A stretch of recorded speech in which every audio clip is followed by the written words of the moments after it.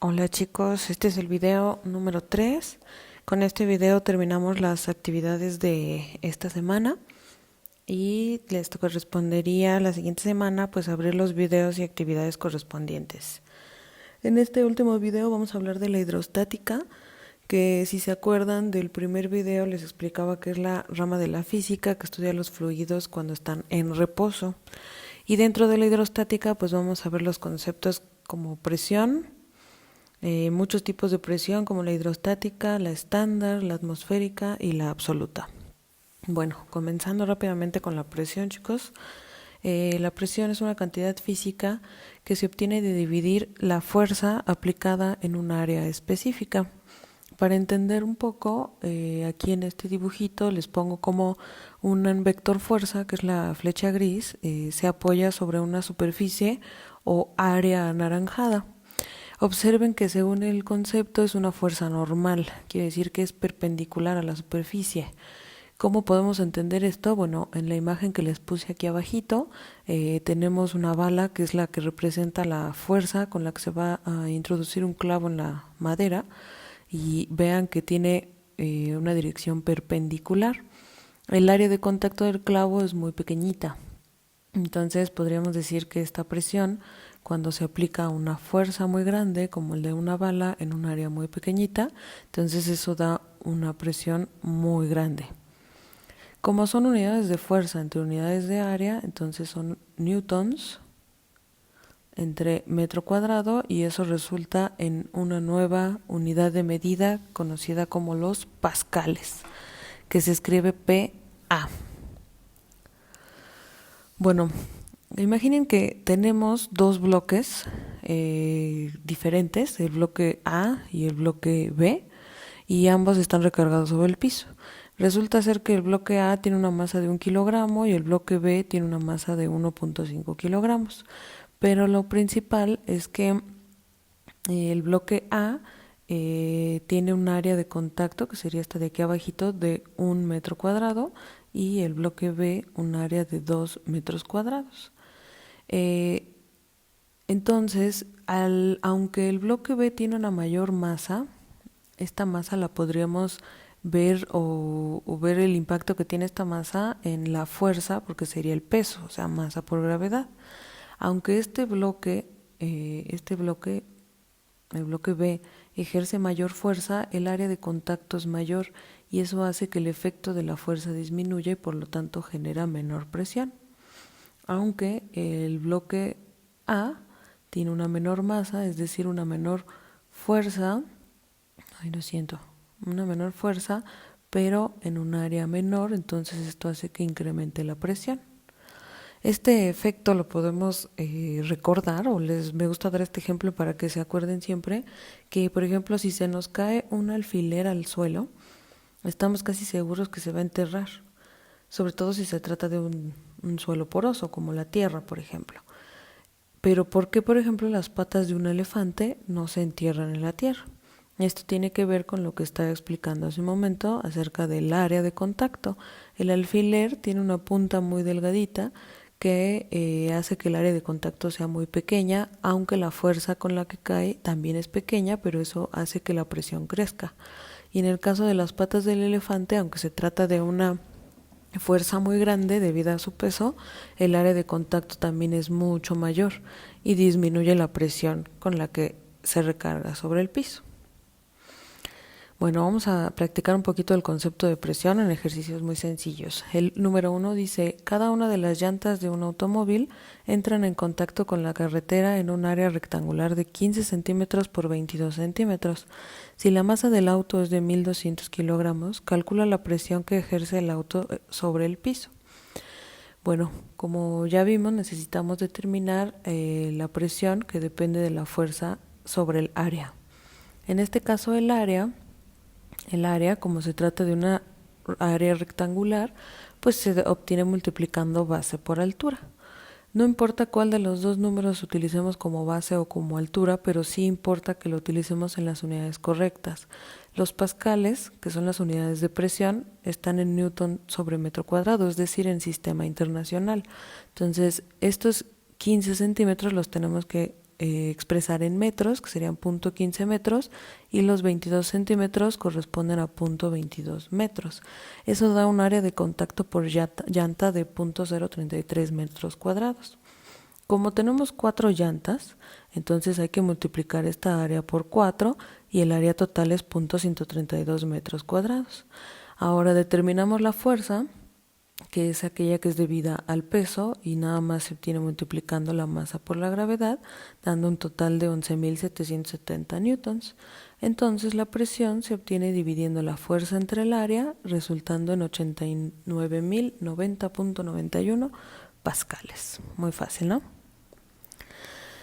Bueno, ahora el ejercicio número 2, las dimensiones de un lingote de oro son 5 centímetros por 20 por 10 centímetros. La densidad del oro nos la dan que es 19.300 kilogramos por metro cúbico y nos pide que calculemos la presión en kilopascales que se ejerce sobre el suelo si el lingote descansa sobre la superficie más pequeña. Entonces, lo primero que tenemos que hacer, pues nuevamente nos encontramos con el problema de determinar una presión. Necesitamos la fuerza debida a la masa. Para poder encontrar la masa del lingote, pues nos dan como dato la densidad. Entonces, nos dan también las dimensiones del volumen del lingote. Entonces, el volumen se obtiene multiplicando las tres cantidades en las unidades correctas, que serían metros, resultando en 0.001 metros cúbicos. Y ahora sí, con la densidad podemos determinar la masa del lingote multiplicando densidad por el volumen ya determinado, que serían 19.3 kilogramos. La fuerza ejercida por esa masa es de 189.14 newtons. Y ahora, cuando el lingote descansa en la superficie pequeña, pues solamente tenemos que considerar los dos valores pequeños del lingote para que esté recargado de ese lado, y el área correspondería a base por altura, que es una superficie rectangular. En las unidades correctas, o sea en metros, da un área de 0.005 metros cuadrados. Entonces la presión, que es fuerza sobre área, resulta en 37.828 pascales. Como pide que la reportemos en kilopascales, tenemos que dividir ese número entre 1000. Acuérdense que el prefijo kilo es porque significa 1000 pascales. Entonces dividirlo entre 1000 resultando en 37.8 kilopascales. Muy bien. Bueno, ahora esta propiedad, que es la presión, pues aplica a cualquier cosa que ejerza fuerza sobre un área. Ahora vamos a ver algunas propiedades específicas que se refieren a los líquidos en reposo, es decir, las propiedades que tienen que ver con la hidrostática. Y hay 4 puntos muy importantes que ustedes se tienen que grabar en la cabecita, que tiene que ver con las características de los problemas que vamos a resolver. La primera de ellas es que la superficie de un líquido en reposo, entiéndase que un líquido en reposo es un líquido que está contenido dentro de un recipiente, y que esta superficie, que es como la sombrita azul clara que se ve en todos los dibujitos, esa siempre va a ser plana y horizontal, ¿ok? Independientemente de la forma del recipiente, es plana y horizontal. Luego, el segundo punto es que la superficie libre del líquido, o sea, esta misma superficie que estábamos hablando desde el principio, esta superficie no está en contacto con las paredes del recipiente. Digo, parece obvio, pero para poder definir una superficie libre del líquido, pues el concepto sería que es el líquido que no está en contacto con las paredes del recipiente, sino con el aire. La tercera es que imaginen que tenemos 3 vasos comunicantes, algo como lo que se aprecia en esta figura. Comunicantes porque el líquido de la figura 1 se comunica con el líquido de la figura 2 hasta el líquido de la figura 3. Si los 3 están comunicados, es muy importante resaltar que todos van a llegar a la misma altura. Y cuarto punto es que las fuerzas que ejerce un líquido, por ejemplo, el líquido que está en este recipiente, ejerce una fuerza hacia abajo, pero también ejerce fuerza en todas las direcciones. De la misma manera, en otro recipiente, independientemente de su forma, vean que el líquido ejerce fuerza en todas las direcciones. Bueno, aparte de todas las presiones que se pueden ejercer en la superficie o en el recipiente de un líquido, la más importante es la presión hidrostática. Esta presión es la que se genera cuando la cantidad de líquido que está dentro del recipiente genera presión sobre la base del recipiente. O imaginen que tenemos un objeto sumergido, bueno, estas capas de líquido que están reposadas sobre este objeto generan presión hidrostática. La presión hidrostática se obtiene multiplicando densidad por gravedad por altura. Eso es muy sencillo. ¿Qué quiere decir? Que si tengo un recipiente como el que tenemos aquí, solamente tenemos que conocer la altura o la profundidad a la que se encuentra el objeto sumergido, y con eso la densidad del líquido, la gravedad que ya conocen el valor, y la altura o la profundidad las multiplicamos y obtenemos la presión hidrostática. Ahora, otra cosa importante es que en el caso de recipientes comunicantes, como les platicaba hace ratito, mientras nos encontramos a la misma profundidad, la presión hidrostática siempre va a ser la misma. La única condición es que la altura sea la misma o la profundidad sea la misma. Esto quiere decir que la presión hidrostática no depende de la forma del recipiente que lo contiene. Ahora, otro punto que es muy importante es que no importa en qué lugar del recipiente se encuentre nuestro objeto sumergido, aquí les muestro con la presión 1, 2, 3 y 4, la presión es la misma en todos los puntos siempre y cuando la altura sea la misma. Bueno, para revisar estos conceptos vamos a realizar algunos ejercicios. El ejercicio número 3 dice que ¿cuál es la presión hidrostática que ejerce el agua sobre el buzo? Y vean la imagen que tenemos aquí, este buzo, y según la imagen está a una profundidad de 3 metros. La densidad del agua de mar nos la da como dato y es de 1030 kilogramos por metro cúbico. La presión hidrostática, como todas las presiones, se encuentra en pascales, o lo vamos a determinar en pascales. Entonces multiplicamos la densidad por la gravedad por la altura y con eso obtenemos la presión hidrostática, que en este caso es 30.282 pascales. El ejercicio número 4 dice: ¿a qué profundidad nada una persona dentro de una alberca si la presión hidrostática sobre ella es de 19.346 pascales? Considera el agua de alberca como agua dulce, o sea que la densidad es de 1000 kilogramos por metro cúbico. En este caso nos dan el valor de la presión hidrostática y lo que queremos encontrar es la altura. Entonces, de esta ecuación, si despejamos la altura, los otros dos términos, que es la densidad y la gravedad que están multiplicando, pasan del otro lado dividiendo, de manera que solamente tenemos que dividir la presión hidrostática entre la multiplicación de la gravedad por la densidad, y eso resulta en 1.97 metros. Y finalmente el ejercicio que sería como de los más difíciles que vamos a encontrar es el ejercicio número 5, y dice que en un tubo en forma de U, que está lleno inicialmente de agua dulce, con una densidad de 1000 kilogramos por metro cúbico, luego se le vierte aceite y como se observa en el diagrama, los líquidos se posicionan a diferentes alturas, ¿sí? Nos da como referencia el punto A y el punto B, que eso es algo muy importante que debemos observar, porque acuérdense que a una misma profundidad las presiones hidrostáticas son iguales. Lo que quiere decir es que en punto A y punto B ambas presiones son las mismas. Si determinamos la presión hidrostática en el punto A, tiene que ser igual a la presión hidrostática en el punto B. Por lo tanto, como en el punto A hay agua, tendríamos que multiplicar la densidad del agua por la gravedad por la altura 1, que son 20 centímetros. Y esto es igual a la densidad del aceite multiplicado por la gravedad y la altura 2, que son 22 centímetros. Sustituyendo los datos y despejando la densidad del aceite, que es nuestra incógnita, nos quedaría que la densidad del agua por la gravedad por la altura, ya corrigiendo, lo siento chicos, Un momento. Ya. Corrigiendo las unidades a metros, y en la parte de abajo igual también la altura que corresponde a la del aceite ya en metros, resulta en 909.1 kilogramos por metro cúbico la densidad del aceite. Otro concepto importante es el de la presión atmosférica. Este concepto viene o se deriva de que todos los gases tienen peso.